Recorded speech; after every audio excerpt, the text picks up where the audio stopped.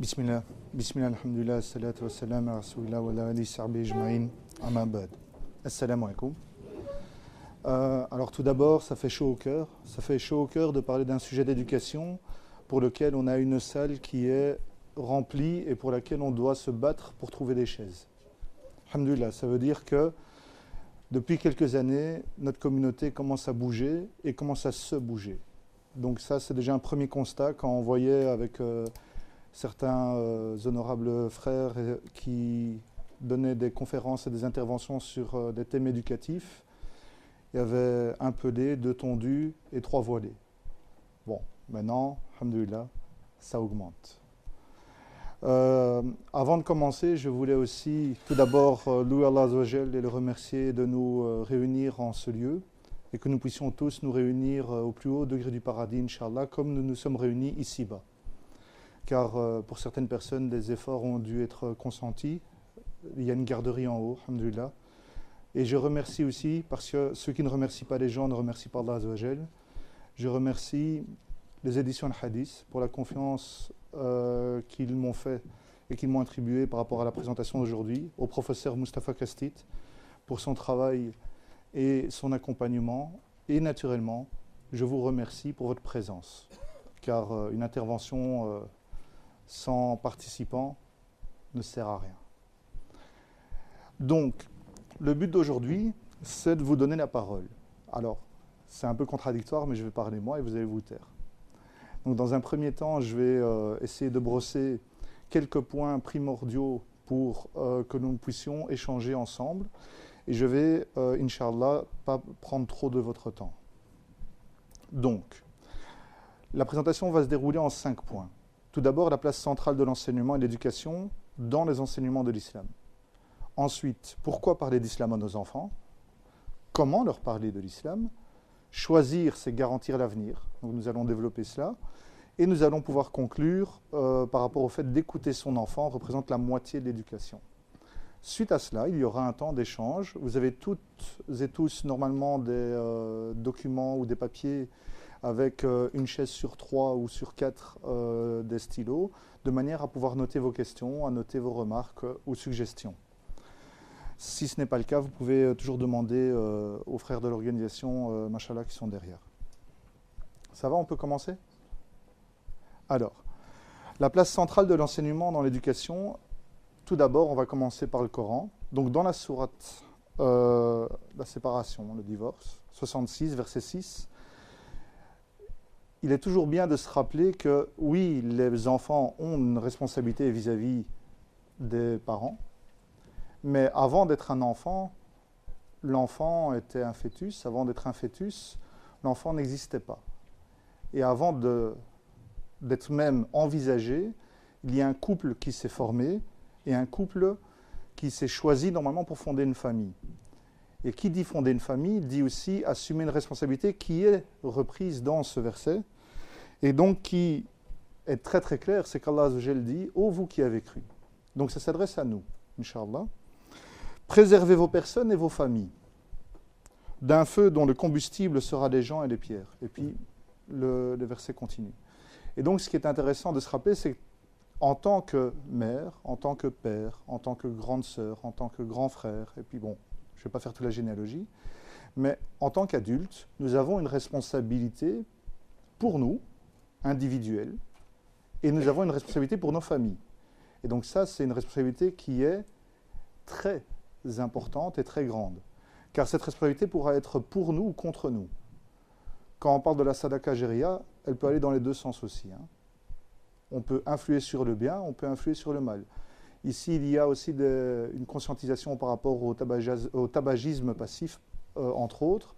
Donc, quand on donne une mauvaise habitude, ou un mauvais comportement, il faut savoir que ce comportement, on en est responsable pour nous et pour celui qui aura pris exemple sur nous. Et naturellement, si on a pris un bon comportement et qu'on a influé positivement sur les gens autour de nous, on aura aussi une récompense par rapport à cela. Alors, histoire de vous réveiller, on va faire un petit jeu. Parce qu'on a dit qu'il fallait être ludique. Juste ou pas? D'accord? Alors, je rappelle que Dieu est vérité, ne se gêne pas de la vérité. D'accord? Donc, par rapport aux sœurs, elles peuvent jouer aussi. Hein. Il y a une égalité homme-femme en islam. Hein. C'est pas les femmes sont en dessous, les hommes au-dessus. Donc vous pouvez jouer aussi. Il y a un livre à gagner. Ça va? Alors, ça va être très très simple. Ici, je parle dans la sunna d'un enfant buveur. Un enfant qui a des droits. Qui sait de quel enfant on parle? Levez la main. La première qui lève la main, il a gagné. Oui? D'accord, je veux le nom de l'enfant. Je continue? On fait des indices? Ah? Non. Donc, je vais continuer. Le prophète sallam était avec des compagnons et à sa droite, il y avait un enfant. Et après, il y avait des hommes. D'accord? Oui? Ah.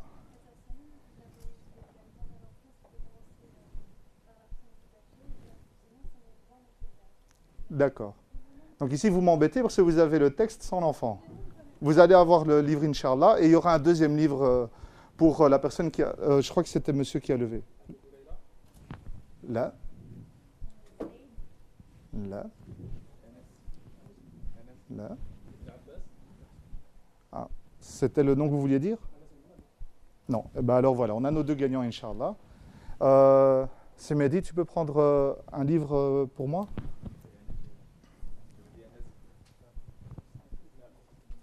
Abdullah ibn Abbas. Ibn Abbas, radiallahu anhu. Pour la sœur, juste ici. Et alors pour le frère devant, Inch'Allah. Ici. Donc, voilà. Vous inquiétez pas, il y aura d'autres cadeaux, Inch'Allah. Alors, je vais jouer la blague du Normand, mais d'autres cadeaux seront au paradis, Inch'Allah. On ne peut pas offrir à tout le monde. Mais Inch'Allah, vous allez déjà avoir beaucoup de hasanat en étant ici. On espère. Donc, tout ça pour dire que le prophète sallallahu alayhi wa sallam nous a donné une leçon de respect par rapport à un enfant. Un enfant a le droit de dire qu'il a des droits et de faire respecter ses droits. Donc c'est important parce qu'au jour où maintenant nous entendons que l'islam est d'une noirceur dans le cœur, une noirceur dans les actes, une noirceur dans les fondements et dans les applications, eh bien on se rend bien compte que c'est faux. D'accord ? Ici, le sujet, c'est de parler de l'enfant, mais c'est pareil pour la femme, c'est pareil pour le pauvre, c'est pareil pour n'importe quel individu. L'islam a appris au siècle des Lumières par la lumière de l'islam. Il faut bien dire qu'ici en Occident, il y a un certain complexe par rapport à la science et à l'intelligence qui ne serait apparu, subhanallah, qu'au siècle des Lumières. Avant ça, c'était l'obscurantisme. Oui, c'est vrai, en Europe. Au fin fond du désert, à Mecca, il y avait déjà la lumière bien avant cela. Alors, Omar. On va maintenant passer à Omar le calife, donc Omar le compagnon quand il était calife. Et un jour, un père est venu en se plaignant, en lui disant, voilà, mon fils, il ne me respecte pas, il ne respecte pas ses droits, il me désobéit. Donc Omar, radiallahu anhu, appelle l'enfant, fait appeler l'enfant, qui était déjà un peu grand, et regardez aussi la pédagogie, poser la question et de demander ce qui se passe. Ça veut dire qu'un parent ou un pédagogue ou un éducateur ne va pas sévir, punir sans connaître le contexte, sans connaître les raisons. Car on est tous d'accord que désobéir à ses parents, ce n'est pas possible. Sauf, subhanallah, maintenant. Et donc, ce que ça nous apprend aussi, c'est de ne jamais éduquer un enfant sans lui donner la parole. D'accord ? Donc, le jeune demande au calife, à Omar, radiallahu anhu, est-ce que moi aussi j'ai des droits ? Non, oui, tu as des droits. Quels sont-ils ? D'abord que ton parent ait choisi un bon parent, un parent pieux. Donc ton père ait choisi une mère pieuse quand il a épousé. Deuxièmement, qu'il t'ait donné une éducation religieuse. Et troisièmement, qu'il t'ait donné un prénom qui ne soit pas insultant. D'accord ? Or, l'homme qui était venu se plaindre, son épouse était une femme de peu de vertu, c'était connu. Et d'ailleurs, le jeune se faisait embêter pour cela. L'éducation religieuse était absente. Et le nom, alors j'ai un doute maintenant, je crois que c'est Scorpion. Voilà, le père avait appelé son fils Scorpion. Donc c'était impossible d'avoir du respect à ce niveau-là. Et donc, Omar a dit au père que finalement de désobéir, c'était tout à fait logique, vu que lui-même avait été désobéissant envers son enfant. Et donc je reviens sur la responsabilité des parents. Ça veut dire que vous ne pouvez pas avoir des enfants et les laisser, comme le professeur Castit l'a très bien souligné, devant une boîte magique qui s'appelle la télévision ou devant des personnes dont on ne connaît ni la foi ni la raison.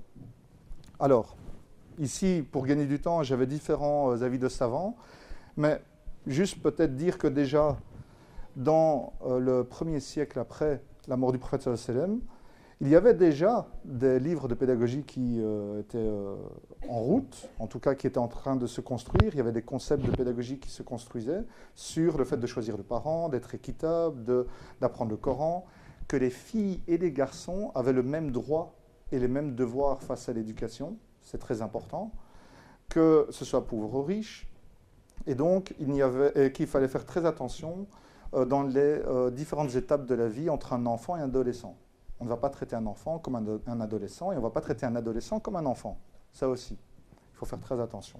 Donc ça, par exemple, c'est Asad ibn al-Furad, qui était l'élève de l'imam Malik, et de Shaybani, qui était lui-même l'élève de Abu Hanifa. Donc vous voyez qu'on était dans une conjonction très intéressante. Et on peut continuer avec le premier livre de pédiatrie, qui était écrit à peine 2 siècles après la mort du prophète sallallahu alayhi wa sallam, avec Ibn al-Jaza, qui a déjà expliqué que le fœtus dans le ventre de la mère avait besoin de certains sons. Bon, après, on peut discuter par rapport à ça, mais en tout cas, qu'on devait lui parler, que la mère enceinte, la femme enceinte devait avoir certaines précautions par rapport au fait d'avoir un fœtus et d'être enceinte. Excusez-moi. Donc, je ne vais pas m'éterniser plus par rapport à cela. On pourra toujours revenir par rapport aux questions-réponses, Inch'Allah. Alors, pourquoi parler d'islam à nos enfants? Pour 2 choses. D'abord, pour leur inculquer les valeurs de base de l'enfant, dès l'enfance, et donc il y a des étapes par rapport à cela. Deux éléments, c'est préparer les générations de demain. Donc il faut bien dire quand on éduque un enfant, quand on parle à son enfant, on n'éduque pas son enfant. On éduque la génération de demain, on éduque la société de demain. Alors, on revient sur le premier point. Alors, les valeurs de base qu'on doit inculquer aux enfants, eh bien, il y a des étapes. Ces étapes, elles sont connues, elles sont reconnues islamiquement, subhanallah, par rapport à la prière. Le chiffre de 7 et de 10, c'est très troublant lorsque l'on voit les théories de Piaget, par exemple. Quand on voit les différentes théories sur le développement moral de l'enfant, ou de l'être humain, mais ici on parle de l'enfant, on voit que justement à ce niveau-là, la pédagogie prophétique, la pédagogie coranique est extraordinairement pointue et miraculeusement parfaite. Et maintenant, des savants européens, occidentaux, commencent à découvrir au XIXe siècle, au XXe siècle, au XXIe siècle, ce que le prophète sallallahu alayhi wa sallam, au fin fond d'un désert, nous expliquait clairement, en peu de mots. Et donc ça aussi, il n'y a pas de honte à être musulman et à avoir une pédagogie musulmane. On peut tout à fait s'appuyer sur les pédagogies modernes, occidentales, mais il faut bien savoir que tout ce qui est valable dans la pédagogie moderne, nous le retrouvons dans la pédagogie musulmane. Et tout ce dont nous pourrions être étonnés ou est passé dans les courants pédagogiques, parce que les courants pédagogiques, ça monte, ça descend, il y a des réfutations entre pédagogues, eh bien, tous les points d'achoppement, on se rend compte que si on avait suivi dès le début la pédagogie prophétique, eh bien, il n'y aurait pas eu ces problèmes-là. On avait déjà la réponse 100 ans, 200 ans, 300 ans, 1000 ans, avant que les pédagogues commencent à réfléchir sur ces questions-là. Donc, il faut aussi respecter les âges et les niveaux, mais ça, on reviendra à cela un petit peu plus tard, Inch'Allah. Et donc aussi, pourquoi? C'est toujours vers le haut, vers l'ihsan, vers l'excellence. C'est-à-dire que si on veut respecter l'âge d'un enfant pour le rendre encore plus bête qu'il n'est, ça ne sert à rien. Hein, vous avez bien vu ici, machallah, avec la collection qui est en train d'émerger et de pousser, hein, graines de foi, pour que ça pousse, ben c'est bien, ça commence. Eh bien, le but quand même de cette collection, et je pense que c'était clairement expliqué, c'est de tirer vers le haut l'enfant, et finalement vous allez vous rendre compte que ce n'est pas vous qui allez tirer l'enfant vers le haut, c'est lui qui va vous tirer. Et vous allez plus savoir vous arrêter. Parce que l'enfant, il n'a pas de limite. L'enfant n'aura de limite que ce que vous voudrez, vous, lui imposer. Parce que vous êtes fatigué, qu'il y a d'autres choses dans la vie. Mais une fois que vous avez ouvert la boîte à questions, ne vous inquiétez pas.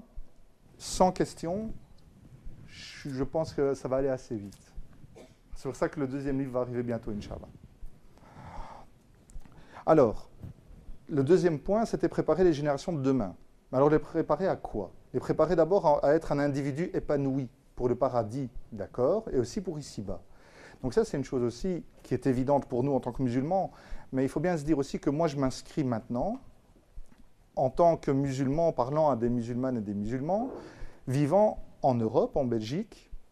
Et donc, ça veut dire que, nous le savons tous, nous sommes confrontés aux regards, aux soupçons, aux préjugés de nos concitoyens non musulmans, et parfois même musulmans. D'accord? Nous devons être outillés, nous devons être armés, mais avec l'arme qui convient pour nous, c'est-à-dire l'arme de l'intelligence. D'accord? Et donc, cette arme-là, on doit l'utiliser à bon escient. Et donc, un enfant, quand on va l'éduquer, c'est pour qu'il soit heureux. C'est-à-dire qu'un enfant qui ramasse des coups et des coups, je ne vois pas trop où il sera heureux et épanoui. Peut-être qu'il va connaître beaucoup de choses, ça va être un très bon perroquet, un très bon singe savant, mais où va être son épanouissement? Allahu a'lam. Deuxième point, c'est aussi le préparer, cet enfant-là, à assumer son rôle en tant que membre constructif dans la société. Ce n'est pas de se marginaliser, c'est de faire partie des gens et de subir les gens et de les aider. Et troisièmement, utiliser des outils et la méthodologie musulmane. Donc là, il y a beaucoup de livres et de références à ce niveau-là sur comment corriger un enfant, comment lui expliquer. Et justement, c'est un des buts aussi d'aujourd'hui, c'est de vous faire connaître ce type d'outil. Un outil de communication entre parents et enfants. Alors, ça veut dire qu'il faut une connaissance et une maîtrise de différents sujets en tant qu'adulte. Il faut aussi une différente forme d'expression, différentes formes de communication. Là, par exemple, certains sont peut-être en train de noter, d'autres en train de dormir, parce que j'ai un ton très, très monocorde. Hein? Donc, j'essaye maintenant de faire un petit soubresaut, comme ça je vois ceux qui se réveillent. Et ça veut dire qu'on doit changer les modalités. On ne peut pas toujours faire un livre, on doit parfois faire un jeu. On ne peut pas toujours faire un jeu, on doit parfois être doux. Parfois, on doit être dans le jeu actif, faire une course, jouer physiquement, parfois jouer intellectuellement. Donc, on doit varier les supports. Et aussi par rapport au contexte. Ça veut dire qu'on doit connaître le contexte de nos enfants. On doit connaître notre contexte et leur contexte. Et donc, ça veut dire que demain se prépare aujourd'hui en comprenant hier. Ne vous inquiétez pas, ça... c'est comme ça que je vois ceux qui froncent les sourcils, ça va. Donc, en tant que musulman ou musulmane belge, des défis et un contexte particulier s'annoncent très clairement pour nous. Nous avons l'occasion et la chance, alhamdoulilah, de vivre en Belgique. D'accord? La France n'est pas la Belgique. La France s'est fondée avec un État fort qui dirige entièrement tous les pôles de la vie du citoyen français. En Belgique, c'est le contraire. La Belgique s'est constituée et construite sur base de clivages, de différences, de points de vue entre, et spécialement, et faites bien attention à cela, entre des croyants et des non-croyants. La Belgique s'est fondée comme ça. La Belgique s'est fondée de manière très très simple entre les croyants et les non-croyants, où chacun a décidé de s'allier pour une société meilleure. Et donc, il y a des zones de liberté, il y a des zones pour lesquelles eh bien, il y a une autonomie. Par exemple, dans l'éducation, on a le droit d'avoir des écoles islamiques beaucoup plus facilement qu'en France, par exemple. D'accord ? Et donc, ça, c'est très important de le savoir, parce que maintenant, on essaye de nous faire croire qu'il n'y a plus de clivage croyants, non-croyants, cléricaux, anticléricaux. Pourquoi? Parce qu'en fait, les catholiques se sont vraiment organisés et donc fonctionnent. Et donc, tout roule, comme diraient les jeunes. D'accord? Sauf que maintenant, il faut bien être conscient que les musulmans, c'est une nouvelle population en Belgique. voilà, c'est pas ça. En 1910, il y avait déjà des musulmans en Belgique. Hein, il faut relire l'histoire.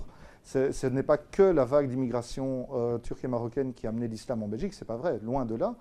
Mais c'est vrai que massivement, la quantité de musulmans a grimpé et que maintenant on est à plus de 600, 700 000 musulmans selon les chiffres. D'accord ? Ce qui veut dire que quand on voit que Bruxelles, capitale de la Belgique, capitale de l'Europe, est à un quart, grosso modo, musulmans. Alors le but, ce n'est pas d'en être fier, c'est d'en être responsable. Ça veut dire que Bruxelles devrait être la meilleure ville du monde, en Occident, en Belgique. Est-ce le cas? Si la réponse est non, c'est qu'on a encore du travail. Et donc c'est pour ça qu'il faut savoir qu'on a le droit en Belgique d'avoir des revendications en tant que musulmans. On a le droit de vouloir être un citoyen heureux, épanoui et éduquer nos enfants dans cette société. L'islam n'est pas contre la société, elle est pour la société. Et donc ça veut dire qu'on va préparer les générations de demain, mais on va les mettre à l'abri. On va les mettre à l'abri de toutes ces nuisances, alors là symbolisées entre autres par Internet, par les ordinateurs, ce genre de choses. Mais si on les utilise bien et qu'on met nos enfants à l'abri, eh bien ces outils-là deviendront nos meilleurs amis et leurs meilleurs amis aussi. Voilà, à 3-4 ans, ça a été dit, un enfant manie mieux un iPad que nous. Hein. Donc on ne pourra pas se battre contre cet état de fait. Alors, comment leur parler d'islam? En 3 points. D'abord, comprendre la personnalité de l'enfant. Un enfant n'est pas un autre. Adapter le discours et la méthode en fonction des capacités, des attentes de chaque enfant. Et enfin, être créatif. Alors, comprendre la personnalité de l'enfant. Un traitement équitable n'est pas un traitement égal. Un traitement équitable n'est pas un traitement égal. Alors, c'est vrai qu'en islam, si j'ai un enfant sur mes genoux et l'autre à côté, je ne suis pas équitable. Pour cela, je peux faire en sorte d'avoir mes 2 enfants sur mes genoux, ou je peux faire en sorte qu'ils soient tous les 2 à côté de moi. D'accord? Mais à force de vouloir toujours être dans l'égalité de traitement, à un moment donné, on va être inéquitable. Parce que je ne pourrai jamais offrir la même chose au même moment à tous les enfants. Et ça arrive surtout quand on a une famille qui grandit. Mashallah, il y a 2, 3, 4, 5, 6 enfants. À un moment donné, il faut bien se dire que viser l'égalité à tout prix, on n'arrive qu'à une seule chose, c'est à payer le mauvais prix. Et donc maintenant, il y a le principe très très simple de se dire, d'être dans la justice et d'en parler avec les enfants, d'expliquer aux enfants. Et ça, on va revenir par la suite là-dessus. Alors, attention aux pièges. Attention aux pièges, car il y a énormément de pièges une fois que l'on est dans le principe de l'éducation et le principe de parler d'islam aux enfants. Alors, ici, je vais brosser quelques facteurs, mais c'est juste pour information. D'accord ? Il faut tenir compte de l'âge, comme on a dit. Un enfant de 3 ans, 7 ans, 10 ans, on ne va pas lui parler de la même manière. Mais maintenant aussi, ce qu'il faut être clair, c'est qu'un enfant de 3 mois, 6 mois, 1 an, vous avez déjà remarqué comment on parle avec un bébé? Ah yeah, oui, oui, oui. Donc en fait, l'enfant, on est en train de le rendre encore plus bête que nous. C'est intéressant comme concept. Hein. Donc on veut le tirer vers l'irsen, vers le meilleur, et on lui parle comme si c'était un animal. Même un animal, on ne lui parle pas comme ça. Hein. Un chat, on lui dit de venir, on lui dit viens. Le bébé, on lui dit ah oui, oui, oui. Et puis bon, l'enfant, il a compris, à un moment donné, il dit bon, ok. Alhamdulillah, Allah m'a donné ces parents-là. Bon. Puis l'enfant, il se rend compte que non, ses parents lui parlent normalement, ce sont des gens intelligents. Bon. Mais il le découvre après. Hein. Après au moment où il est bébé, c'est pas évident. Par rapport au genre, on ne parle pas à une fille comme à un garçon. On ne parle pas à un garçon comme à une fille, tout simplement parce que parfois il y a des affinités, il y a des sensibilités. Et donc il faut tenir compte de cela. Par rapport à des troubles, si un enfant a plus de difficultés, on doit faire attention par rapport à ses difficultés, et ce n'est pas grave. Par rapport à son niveau religieux, si on sait qu'on a à la maison un petit neveu ou une petite nièce dont les parents n'ont pas le même niveau religieux ou d'éducation que nous, on doit aussi tenir compte de cela. Ça veut dire que l'enfant qui est chez vous à ce moment-là, vous lui parlez d'islam quand même. À un moment donné, vous allez vous lever pour prier. À un moment donné, vous allez lui parler d'islam à cet enfant-là. Même si ce n'est pas votre enfant de sang directement, c'est votre enfant de sang indirectement, ou votre enfant phila, au sens de communauté. Mais cet enfant-là, il n'aura peut-être pas 2 fois la bonne première impression avec ce que c'est d'être religieux. Vous qui êtes maintenant dans une salle, vous avez fait des sacrifices et vous êtes venu dans une conférence, une intervention pour parler d'islam. Peut-être que les gens autour de vous n'ont pas cette volonté-là autour d'eux. Ce qui veut dire que vous avez la responsabilité d'être l'ambassadrice, l'ambassadeur de cet islam-là pour leurs enfants aussi. Quand ils vous voient, est-ce qu'ils voient la femme voilée au visage dur, l'homme barbu au visage dur, ou est-ce qu'ils voient la femme souriante, l'homme souriant, celui qui fait plaisir à voir, celui qui donne des compliments, celui qui donne l'une ou l'autre petite chose qui est agréable à vivre? Si cet enfant-là n'a pas ça en vous, alors il faut quand même se poser des questions. Et alors aussi les attentes, parce qu'un enfant aura des attentes par rapport à vous. Il voudra certaines choses à certains moments, il voudra jouer, il voudra écouter, il voudra apprendre, il voudra discuter avec vous à certains moments, donc il faudra respecter cela. Et aussi l'état émotionnel. Combien d'enfants dans les magasins, en fin de journée, quand les adultes sont déjà pressés parce qu'il faut faire à manger, ils sont en train de tourner avec le caddie, on dirait un prix de Francorchamps, et il y a l'enfant derrière, il voit quelque chose, mais l'enfant il est fatigué en fin de journée. Un enfant qui pleure, un enfant qui boude, un enfant qui crie. Il faut aussi tenir compte de à quel moment ça arrive, à quel niveau de fatigue il est. Il est évident qu'on ne va pas réagir et parler de la même manière au même enfant tout le temps. Il y a un moment donné où l'enfant il a envie de s'énerver parce qu'il en a besoin et il a une charge émotive à évacuer, c'est logique. Et bien d'autres facteurs. Alors, être créatif, en gros, quels outils allons-nous choisir et pour quelle œuvre, quel chef-d'œuvre? Si l'enfant que nous avons dans les mains, que Allah Azza wa Jal nous a confié, donc on a la responsabilité de cet enfant-là, d'abord, est-ce qu'on a l'intention d'en faire un chef-d'œuvre? Ou est-ce qu'on a l'intention de, excusez-moi, d'en faire de la chair à location? Hein? Si on se dit qu'on fait un enfant parce qu'il est là, parce que voilà, c'est très bien, c'est très chouette, alhamdoulilah, ou alors on a une vision derrière. Cet enfant-là, il est là parce qu'on a envie d'en faire un chef-d'œuvre, on a envie d'en faire un musulman modèle, on a envie que lorsqu'il marchera sur terre et que nous serons sous terre, lorsqu'il marchera sur terre et que nous serons sous terre, ce sera le Coran qui marchera, de par son comportement, de par son vocabulaire, de par sa manière d'être et de vivre. Et là, on aura réussi le chef-d'œuvre. Mais alors, quels outils? Je ne vais pas utiliser un marteau pour peindre. Bon, ou alors c'est de l'art moderne, mais bon, on va dire dans l'art classique, on n'utilise pas de marteau pour peindre. Eh bien, c'est la même chose pour les enfants. Si on vise un chef-d'œuvre prophétique et coranique sur terre, nous devons utiliser les outils prophétiques et coraniques avec cet enfant-là. Nous devons utiliser les outils coraniques et prophétiques avec cet enfant-là. Et je rappelle qu'on ne peut donner ce qu'on n'a pas. On ne peut pas donner ce que l'on n'a pas. Alors, choisir, c'est garantir l'avenir. Vous voyez comme ça, vous voyez que ça diminue, hein, ça avance. Alors, 2 points par rapport à cela.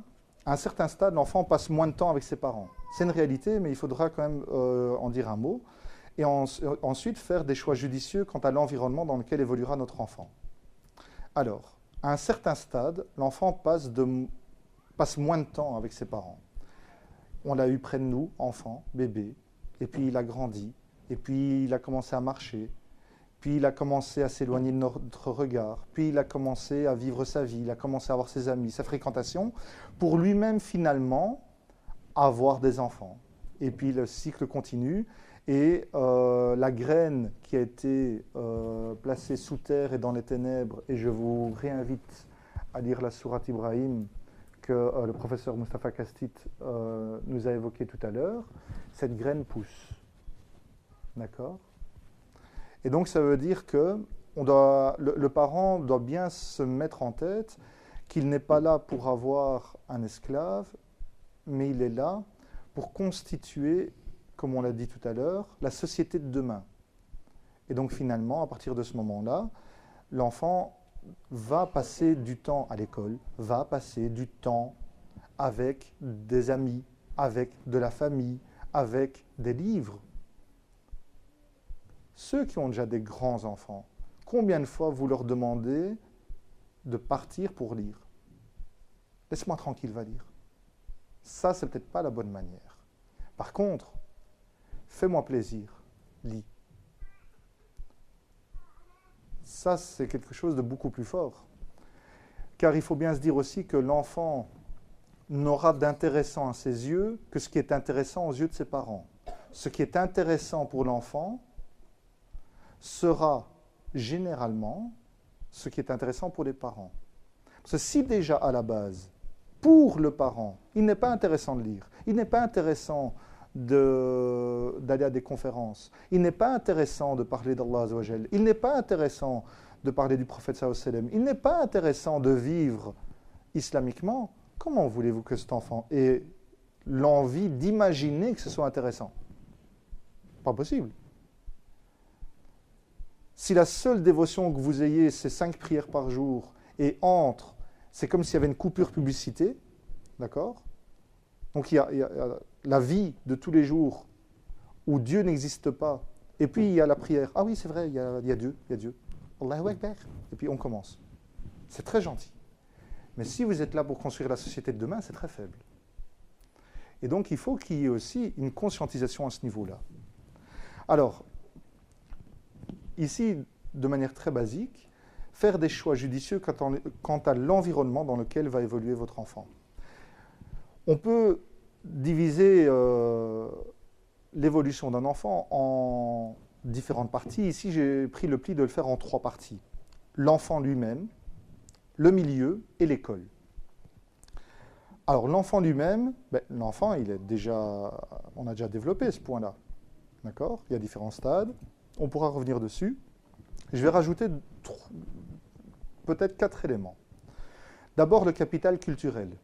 Le capital culturel, c'est ce dont le professeur Mustafa Kastit nous parlait, du rapport à la lecture.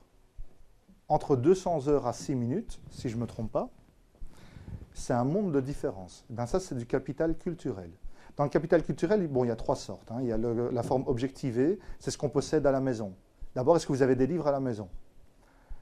Dire à votre enfant de lire un livre alors qu'il n'y a pas de livre à la maison et le seul livre, ce sont des folders de Wibra ou autres, eh bien, je sais que il faut se poser des questions. Si vous voulez que votre enfant soit un champion des mathématiques et des pourcentages, parce qu'il a toutes les réclames de tous les magasins possibles, pour faire des comparateurs de prix, c'est très bien.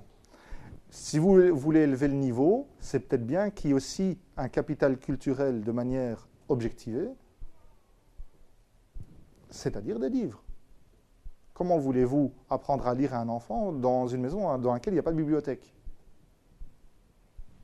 C'est pas possible.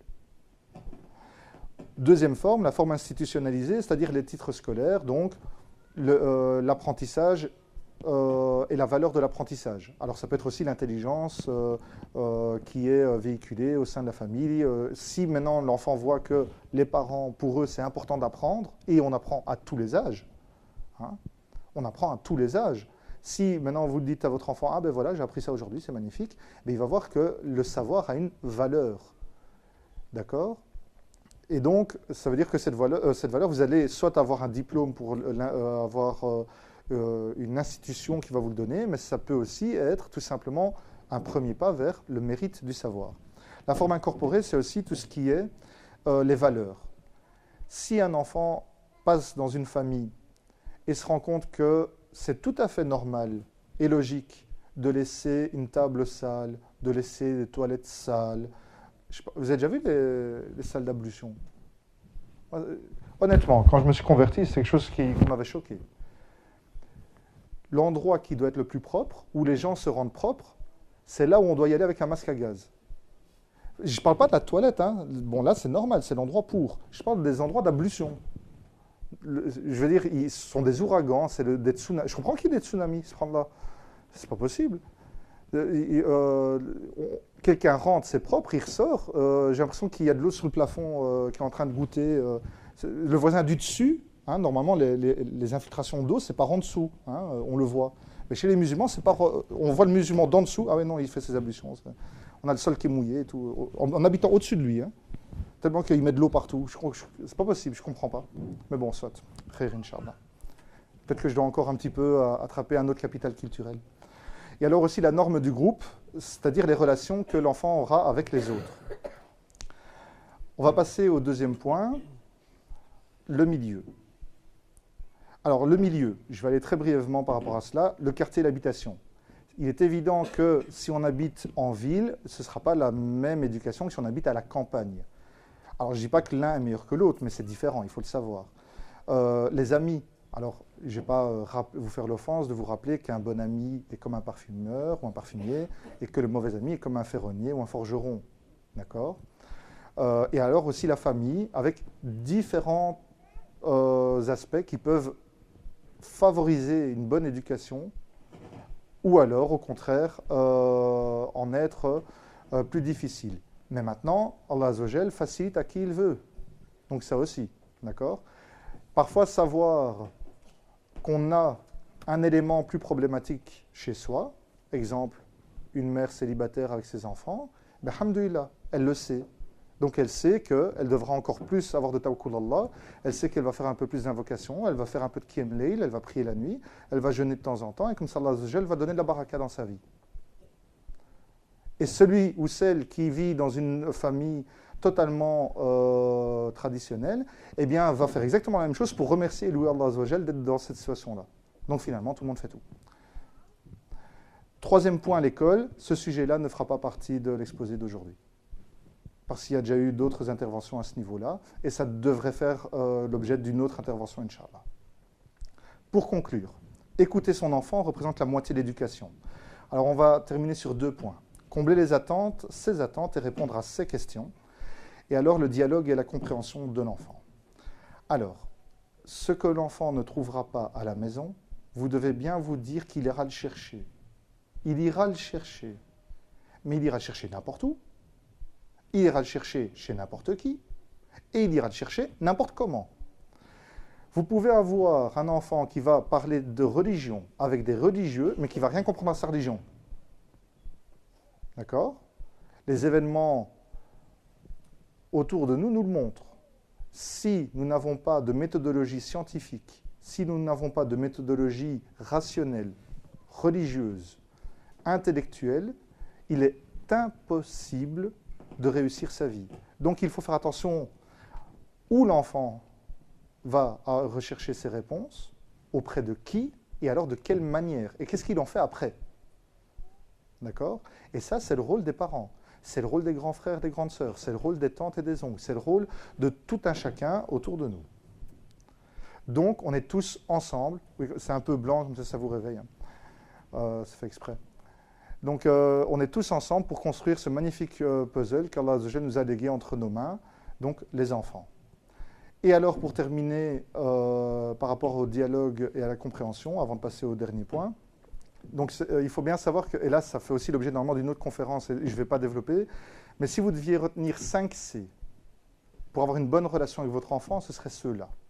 C'est 5 C. D'abord la communication, il faut parler. Deuxièmement la compréhension, ça veut dire vous comprenez votre enfant et votre enfant vous comprend. D'accord ? Ça va dans les deux sens. La cohérence, fais ce que je dis, pas ce que je fais, ça ne va pas. Ça veut dire que ce que vous dites, vous le faites. Ça veut dire aussi que votre enfant sait que vous n'êtes pas une menteuse ou un menteur. Quand papa ou maman dit quelque chose, eh bien ça va être comme ça. Ça veut dire que quand papa ou maman dit non, c'est non. Parce que papa et maman ont réfléchi avant de donner une réponse. Quand papa et maman disent oui, l'enfant sait que ce sera vraiment oui. Et ce n'est pas une fausse promesse, parce que sinon on serait catalogué comme des menteurs. Déjà avec un animal, subhanallah, si on fait semblant de donner à manger à un animal, on est écrit, on retranscrit menteur. Que dire avec un enfant ? Mais l'enfant, lui, il a l'habitude, mashallah, tabarakallah, dans une famille où la conscience et l'éveil religieux sont présents, qu'il n'y a aucun mensonge. La vérité est dite et donc il y a une cohérence. Qui dit communication, compréhension et cohérence amène d'office une confiance. Ça veut dire que l'enfant ne va pas insister, réinsister, réinsister, bon, quand même 2, 3, 4 fois, hein, mais pas la 5e fois. Il va arrêter à un moment donné, parce qu'il saura pourquoi vous lui dites non à un moment donné, même s'il ne sait pas pourquoi en réalité. Et regardez ce point-là, c'est exactement ce que nous on demande à tous les musulmans par rapport à notre religion. Pourquoi il ne faut pas manger de porc? Pourquoi est-ce qu'il ne faut pas manger de porc? Pourquoi? Parce que c'est interdit. Celui qui dit, parce que oui, le cochon il est sale, d'accord, je vous amène un cochon tout propre, on va le manger. Non, c'est interdit, point. Pourquoi? Allahu alam. Allah Azza wa Jal sait. Est-ce que c'est important pour moi? Non. Ce qui est important pour moi, c'est de respecter ce qu'Allah m'a demandé.